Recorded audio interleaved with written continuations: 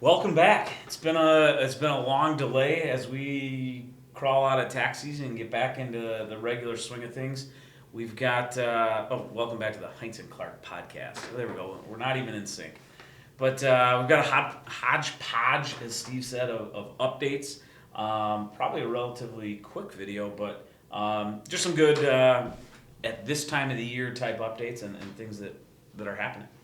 I'll let Steve kind of talk about. Maybe give us an overview. Sure. Well, overview. There's a couple things IRS changed. We're going to talk a little bit about estimated payments, and both on the federal side and Minnesota. I guess state side, a lot of these other states are very similar. And then also, oops, that Minnesota made that they're going to ask for more money on from people. So with that, yeah. Should we jump into the oops?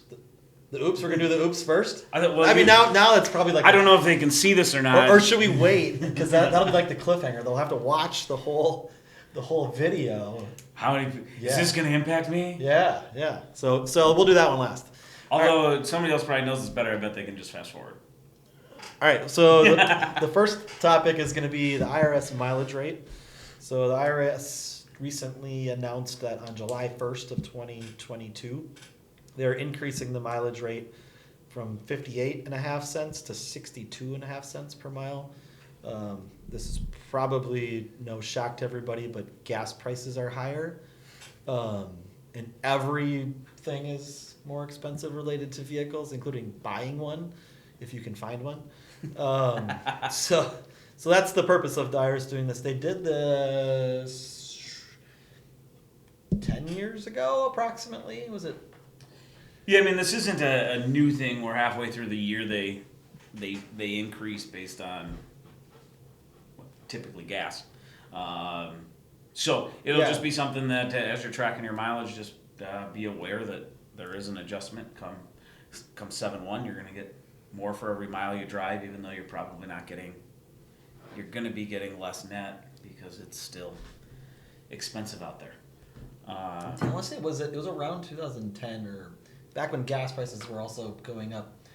I remember being relatively fresh out of college, poor, and taking advantage of that. Well, but I didn't get the mileage. Or using that. Yeah. Oh, okay. Not taking advantage of it, using it. But I guess one note on that rate is technically we should be reporting your mileage for the first 6 months based on the current or old rate, and the second 6 months based on the updated or new rate. So as you're keeping your mileage log, hopefully you're keeping a mileage log, be sure to notate that. I'm guessing a lot of people use Mile IQ or some app like that.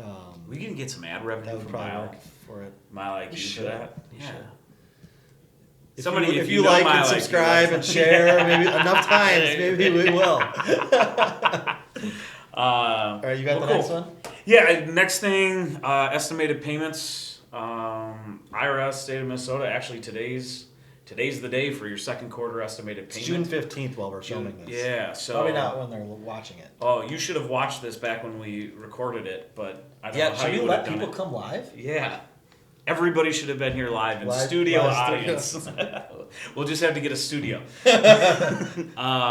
But yeah, so I guess maybe then once you're watching this video, be mindful of September 15th. Unless I don't know if September 15th falls on a weekend, but if it does, then it's just the following business day. But just be mindful if you have federal estimated payments and state of Minnesota estimated payments, you need to make. The next one, when you're watching this video, will be September. If you didn't make your June 15th one, I would say still go ahead and make it a few days late.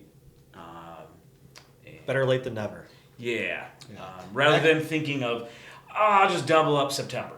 Because nobody ever doubles up September. Yeah, and I actually saw this. So September 15th is not on a weekend. Cool. January 15th, 2023 is a Sunday. I think the next day is Martin Luther King Day. Okay. So it's January 17th is the fourth. The next non-federal holiday. Yeah.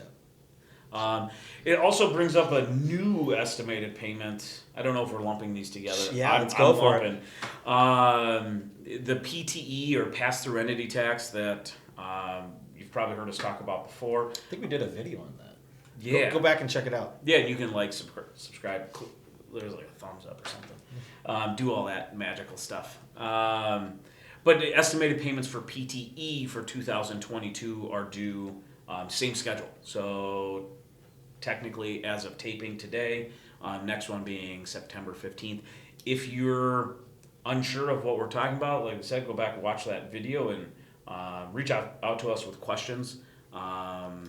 Maybe you weren't set up for estimated payments to do that, or aren't sure what to do next. We definitely know what to do, or can get you set up to do it. Yeah, and you for Minnesota, you can make them through Minnesota eServices, and you can actually schedule them all out as well too. So you can kind of get it all taken care of in one swoop, if you will. And then other states are going to be somewhat similar.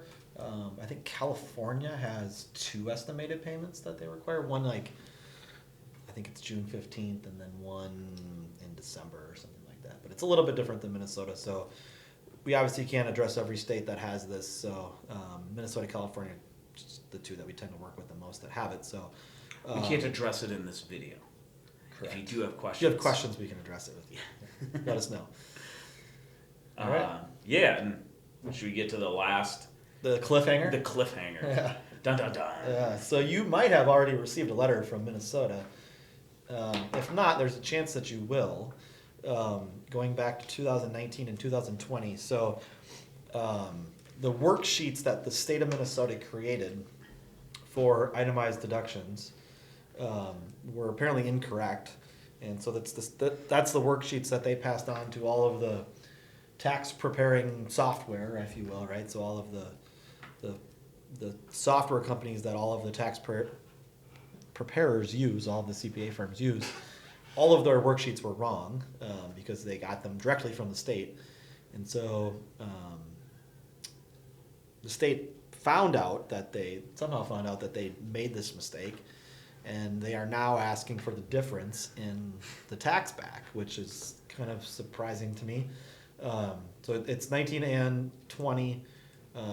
Their letter states that because it's their issue, they're not charging penalty or interest, which, I guess we're supposed to thank them for what a that, deal. right? Yeah, yeah. How thoughtful. Yeah. It's an interesting thing, and to that, a client asked that had received it, asked an interesting question. I get the notice, I think it says 30 days to pay, maybe it's 60, whatever amount of days it is to pay, whether or not they'll get penalized or have interest added after that. I can't remember what the notice said. I'm guessing they will. I would assume so. So It's kind of this unfortunate event of, hey, I'm not planning on paying back taxes, and it's your mistake. But as we've kind of discussed around here, we're fairly confident Minnesota has it written somewhere. If they make a mistake, they can go back and let you know their mistake is going to cost you money. So that's kind of the cliffhanger. Be looking for that. One clear indication that might be the case on yours is if you look at the notice, it only says an increase in tax and no penalties and interest. That's probably what it's for. And also, I think it's like on the top of page 2, there's a paragraph that describes it, and they say because this is an error on their part. We've had a couple clients who kind of jump to conclusions and think their tax return was prepared wrong, which, technically, I guess it was, but it was due to the error that the state made. So, and for the most part, just kind of give a general idea on who this is most likely to impact. It's going to be high income and high itemized deduction. So if you have a lot of itemized deductions and relatively high income, that's who it's going to impact because it's related to a reduction in itemized deductions based on a high income. yeah. And so maybe it's a good thing to point out is it doesn't affect the federal side of this. Correct. It's only the Minnesota side of it. So, if you're not a Minnesota taxpayer, then I guess you don't care. But Yeah. or if you took the standard deduction, it won't affect you. But Yeah. if you do get a letter, unfortunately, you probably should just pay the amount that they are asking. So So, yeah, I mean, I think That's that's it. That's our hodgepodge. yeah. Should we our next one? Should we talk about our next one? Do we know what our next one is? Yeah. Well, then we should. If we didn't, we shouldn't. I think you know these, but I do. yeah. So our next podcast, we're actually filming it a week after this one. It's gonna be on NFTs. So I think I came up with what the title should be. NFT WTF. I like it. Yeah. I was trying to see Spoiler, if I I could come spoiled up it. with how do you put like what not effing trying. So, yeah. Neat for thinking.